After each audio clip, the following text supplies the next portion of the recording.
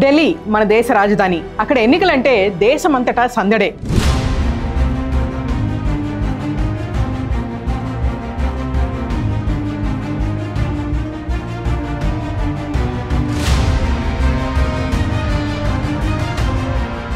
ఫిబ్రవరి 5వ తేదీన పోలింగ్ ముగిసింది. ఇప్పుడు రిజల్ట్స్ కోసం దేశం మొత్తం వేచి చూస్తోంది.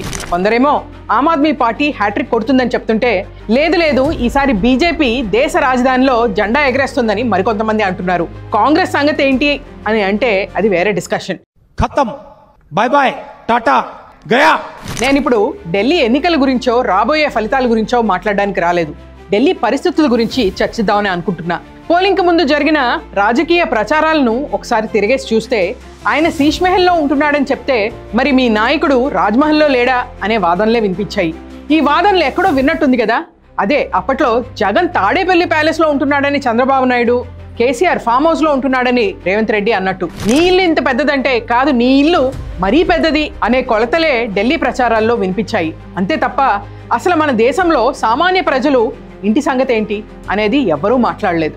అప్పట్లో ఇందిరాగాంధీ రోటీ కపడా ఆర్ మకాన్ నినాదంతో వస్తే, ఇప్పటికీ భారతదేశంలో సగానికి పైగా జనాభా సొంత ఇళ్లలో ఉండాలనుకోవడం కలగానే మిగిలిపోయింది. ఇది మన దౌర్భాగ్యం. ఢిల్లీ ఎన్నికల్లో నేను చూసిన ఇంకో ఇంట్రెస్టింగ్ విషయం ఏంటంటే, ఏ ఒక్క పార్టీ కూడా మీరు పీల్చే గాలి క్వాలిటీని మేము సరి చేస్తాం, విషపు వాయువు పీల్చకుండా చేస్తామని చెప్పలేదు. ఎందుకో తెలుసా? ఎయిర్ పొల్యూషన్ని కంట్రోల్ చేయాలంటే చాలా నిబద్ధతతో పనిచేయాలి, ప్రణాళికలు వేయాలి. అది ఏ ప్రభుత్వానికైనా కష్టమైన పనే.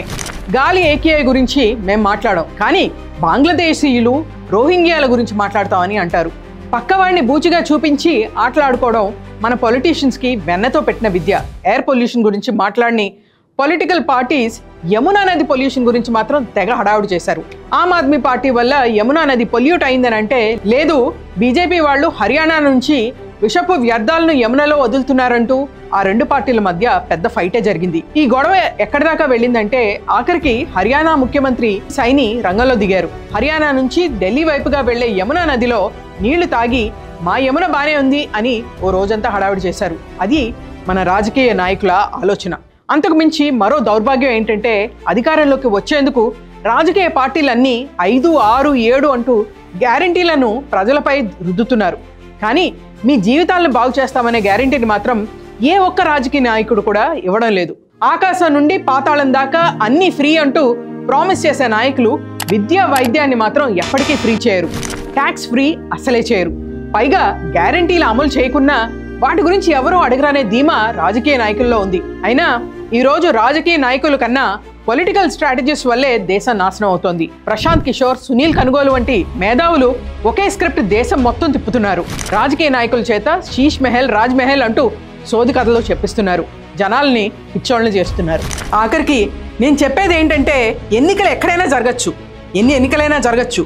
గెలిచేది రాజకీయ పార్టీలు, ఓడిపోయేది మాత్రం మీలాంటి నాలాంటి సామాన్య ప్రజలు మాత్రమే.